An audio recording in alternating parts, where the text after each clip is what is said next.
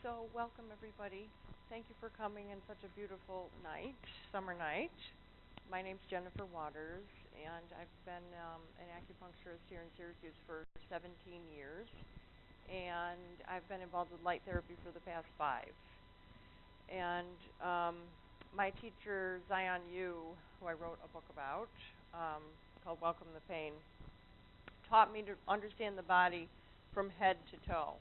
The head being really the most important area of the body for the obvious reasons. Our brain is there, our eyes are there, all of our senses. But also because of all the microsystems in the head, right? Our scalp represents our whole body, eyes, ears, nose, tongue, mouth. So it is really, in my understanding, the most important place to begin, right? As an acupuncturist, I'll go through some of the patterns that we learned in school of what causes TMJ. But I think everybody here that has it knows probably really stress-induced, right, in our pattern. Hello. Hi. Welcome. We just started. Yeah. Hello. Hi. Welcome.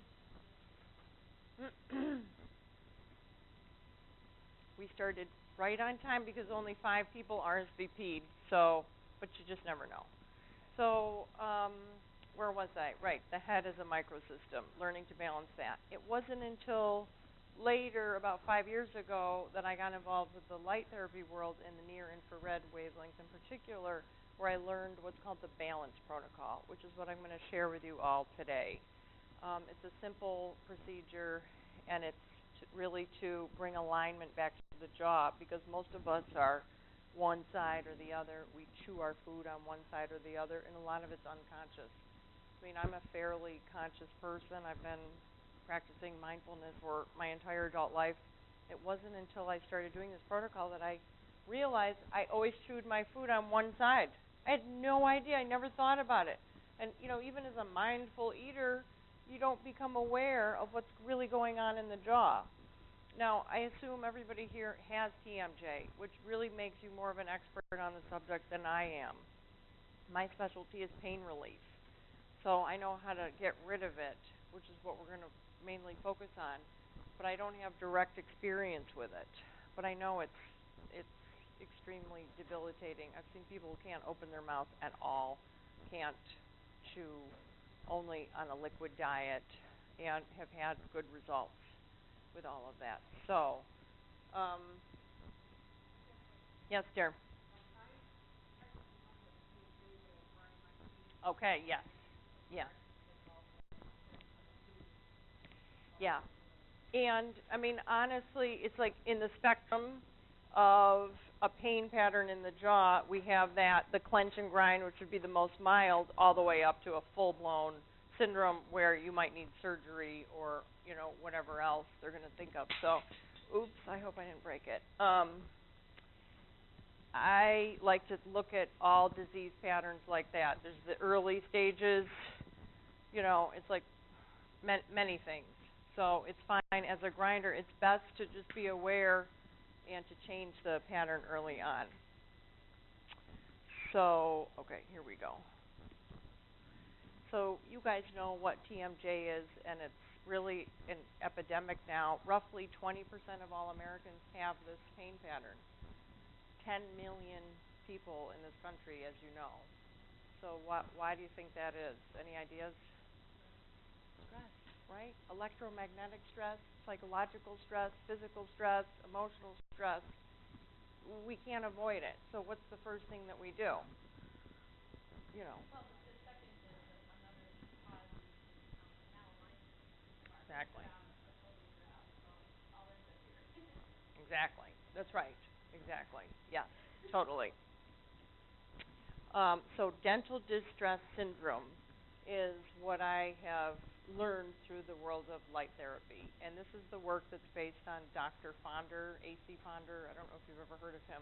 Fascinating. You can go online, Google him. He has a document out there that you can read. We're going to get into a little bit.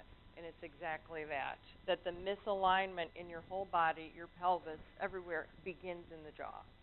So if you keep going to the chiropractor for your low back pain and you don't realign the jaw, guess what? It's not going to hold. So you have to learn how to do that.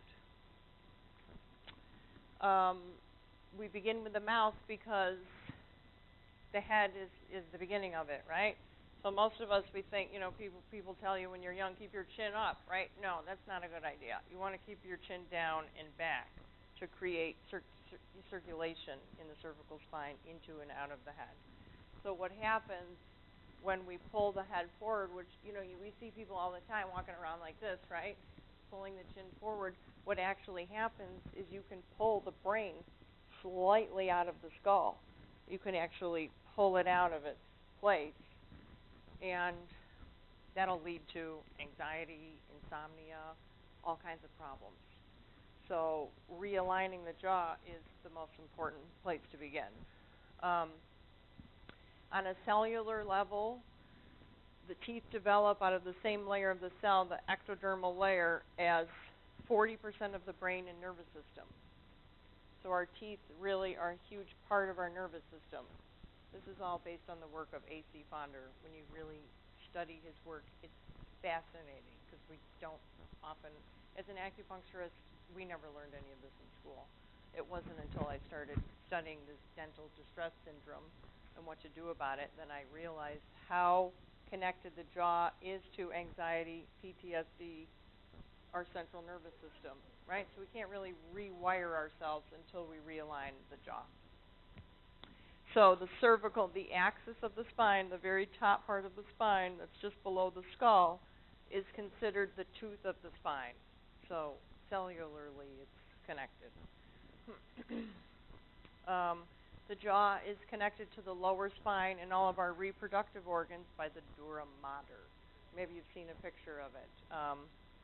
There's a great anatomist, I'll think of his name in a minute, that does Gil Headley, that actually, rather than doing regional anatomy of the body, he does layers. So he first takes off of cadavers the outer layer, the skin layer, and holds it up. It's fascinating. And then the fascial layer. And he's actually taken out the dura mater, which encloses the skull, and it's connected all the way down to your coccyx, one sheath. So when we pull and torque here, guess what? It's directly affecting your entire spine, your lower spine, mid-spine. So it's quite fascinating to look at that. So as an acupuncturist, we don't study it a lot in school, but we do learn that each of your teeth is connected to an organ. It's the meridian system. So I'm going to show you this chart here, which is pretty cool. So I don't have my pointer, but the number 1 tooth and 32, those are our molars, right? And you see the meridians that they're connected to: heart, small intestine, pericardium, triple warmer.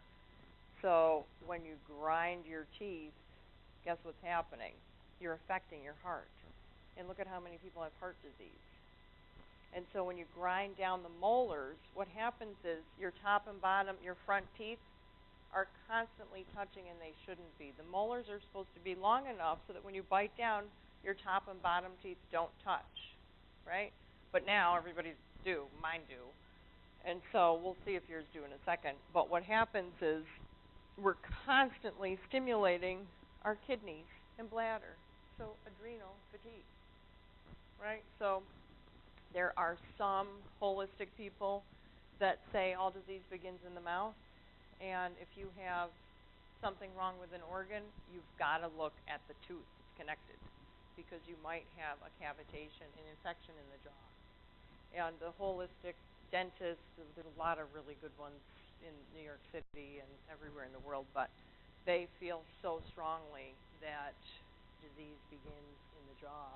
And it's very hard to detect. It won't show up on an x-ray. You have to have a special machine. It's called a cavitat machine, which is illegal in New York State. So you have to go to Pennsylvania to get tested to see what's going on in there. But this is really accessible online. You can take a look. Yes?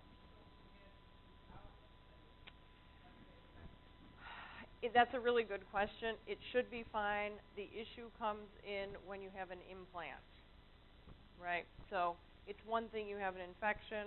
If it's really bad, you want the tooth removed. It's not a bad choice, right? Just get rid of it. It's what you do afterwards. Implants can be the leading cause of cavitations in the jaw. Now, you're going to talk to tons of people that have implants that are fine. Then, once in a while you're going to meet somebody, they have a horrible experience with an implant. It can lead to infection, and then it's very, very hard to treat. It's very close to the brain, and then it's infection in the jaw, which is mostly asymptomatic and very hard to detect unless you have a special machine. Yeah. So you can see how it's so important, right? Teeth as a microsystem. We know the scalp, the ear, the eyes are, but okay. So here are the acupuncture points that you can massage yourself. You can do magnet therapy. You can do whatever you want. I mean, if it were up to me, I'd give you all needles. You could just start needling yourself, but we can't do that in New York State. So stomach 6. So I'll show you. I think I can easily go back and forth. Let me show you the next one. I like this. There's some really good images online now of the meridians and make them more accessible to see. So you can see the stomach meridian here. It starts just below the eye, and it comes around, and then it comes up and goes into the head, and then it goes down the body. So one of the main points is stomach 6, which is right in the biggest part of your jaw. When you bite down, it bulges out, right? Gotcha, stomach 6. I mean, that's where you're naturally, if you're in pain and your jaw is killing, that's where you want to go, right? Stomach channel. And then you come up, and there's that notch in there that you can feel when you open and close. That stomach 7. So that's the other one. You can massage in there. And then you come forward just below the outer campus of the eye, that's small intestine. And these are all facial rejuvenation points, too, by the way. It's the great thing when you get treated for TMJ, you look younger because it's all the cosmetic acupuncture points, too. Okay, so, and also gallbladder 2, right in front of the ear. When you open the jaw, a space is created. So these are some of the points that we needle. Let me go back. Yep. Large intestine 4, Pugu. Some of you have probably heard of this point or had it needles. Has anybody had acupuncture here? You have. 4 TMJ? No. Oh, I see, yeah. This is like the aspirin point in the body, the pain relief point. So you can always squeeze on this wherever it hurts. Governing vessel 20, top of the head, that treats all the meridians. It's just a nice, very calming, balancing point. Kenju, urinary bladder 10 is in the back. And then that's it. So those are the main points. Like, again, you can massage, you can do magnets. We can use light. It's very easy to apply there. Put them right on there. You could do a north pole and a south pole to create a relationship between the two to get the energy moving. Or if you, and I don't do magnet therapy now, but I used to do it a lot, and then it was hard to keep buying magnets. But you can sedate it with the south pole. So if it's inflamed, you're feeling a lot of pain, just put the south pole right on there. They might even sell them here. I'm not sure. I wouldn't be surprised. They're pretty easy to get now. And just stick them on. They also sell online now like face masks with magnets in there for cosmetic purposes, but that's another nice way. As long as it gets back far enough. You want to get one that gets into the ear. Okay, so most of you probably don't know, but Chinese medicine schools in the country now have been established by herbalists. So unless you go to specifically a Japanese school, all the Chinese medicine curriculum is influenced, completely developed by herbalists. So we're trained to think like an herbalist. If you just do acupuncture, which in China, historically, you do one or the other. You don't really do both.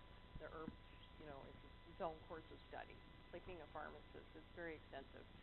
But anyways, just so you can see some of the patterns that are connected with TMJ, it's, there's many different kinds. Wind, cold, and phlegm obstructing the network vessels pattern. Wind, heat. phlegm, liver fire, exuberant fire. So it's very specific. It is the magic of Chinese medicine is that we determine what kind of TMJ do you have. Should you use heat or should you use ice? Or should you just do massage? It's not one size fits all. Even though we know we have to fix the alignment part, that's a no-brainer, but underneath there's something going on internally that's making it remain. Well, that's what we go to school for. Pulse, tongue, smell, sight, asking questions. I mean, you know if you're heat sensitive. You can tell. You know, feels worse in the summer, stuff like that. Liver, wind stirring, qi and blood, vacuity, which is deficiency, qi deficiency, blood stasis, food stagnation. The other thing that I would put on here personally is viral, right? We know that there can be a viral component to any pain pattern, right? So who knows? If it's a weak area and you have some bacterial or viral thing that's dormant, guess where it's going to go hang out? Where the weak part is in your body, whether it's your shoulder, your hip, your jaw, wherever. So it's something to look at. The solution, okay, so you want to notice that you're clenching, right? Most of us are clenching all the time. We're completely unaware. I love those little disposable mouth guards. Get them. Use them. Don't just wait at night when you're watching TV. Put them in. Because when you put something between your back molars, you're sending a message to your brain. The tactile sensation sends a message to your brain and says, let go.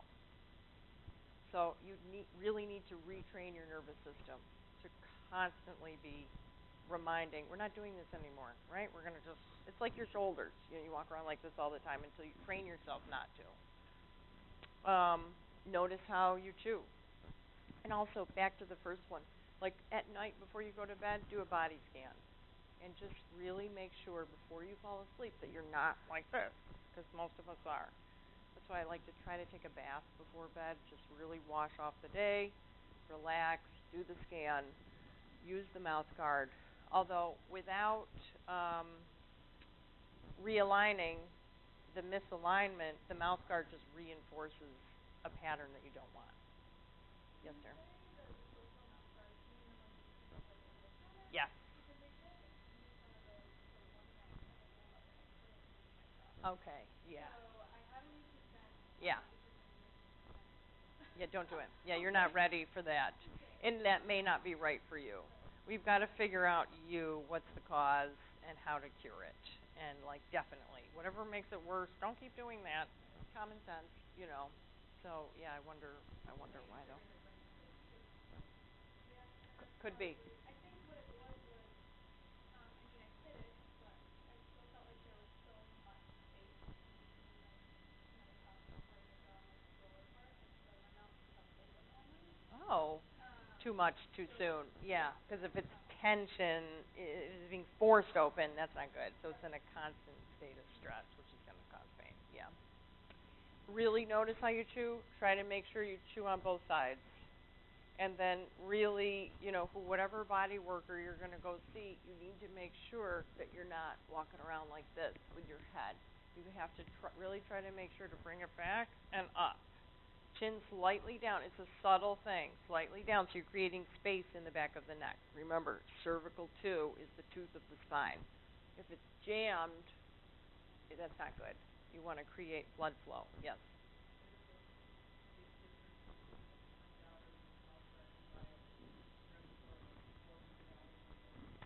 That's a really good question, and I don't know. Like I said, I don't have direct experience. One would hope, right, that you would be getting. Here's one small story that a friend shared with me. She went to a wonderful dentist in New York to check for her cavitations in her jaw. She has cancer, and most of these dentists do believe that it begins in the jaw, breast cancer, 100%. They're so confident that they'll do a free scan. So if you have cancer. So she went down, and it turned out she did not have a cavitation.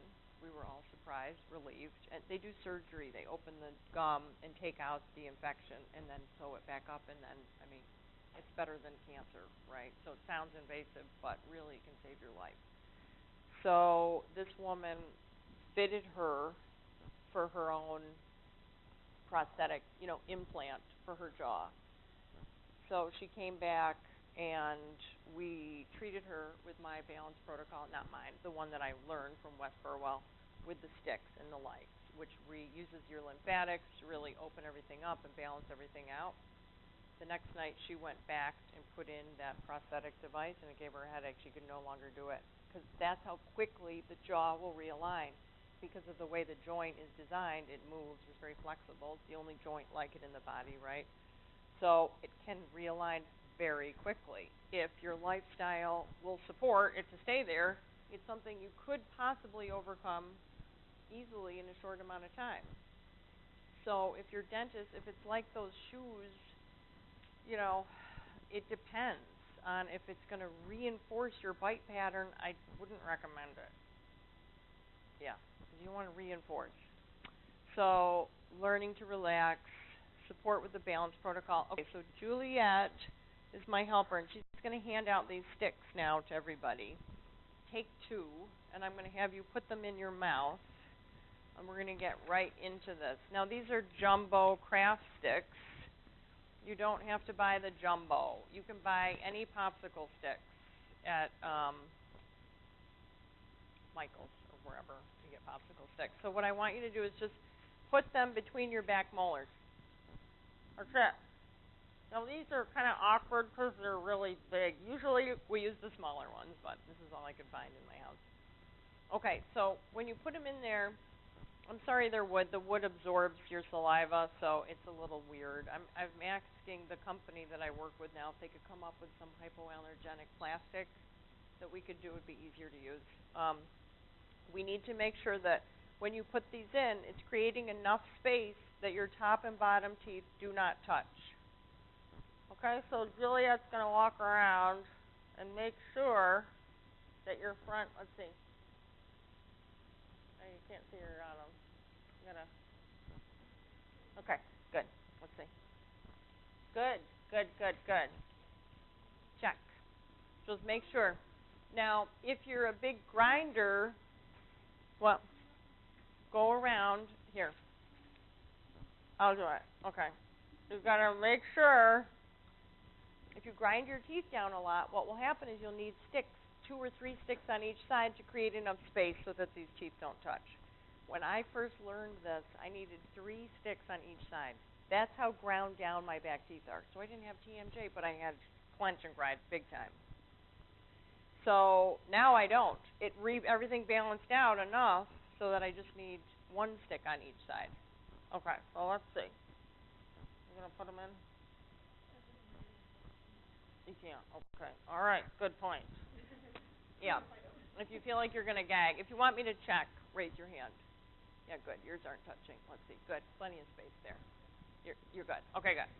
All right. So this is something you can do instead of the disposable mouth guards.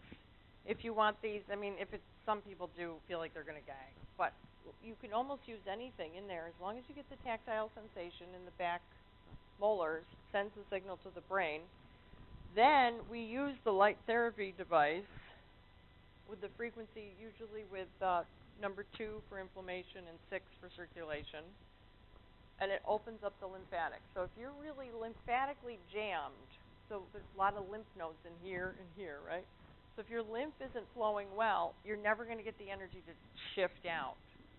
So we can donate a lot of energy here into your jaw, but we have to make sure it's coming down and out and circulating throughout your whole body.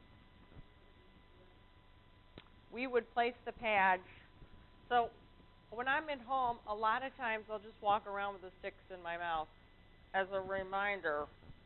Because you'll notice when you're clenching down on them and you'll stop. So it's a nice way to change the pattern. So I would take this pad, I would break these in half. They're not sticking out so much. Yeah, and then just like this, over the eyes, around the jaw.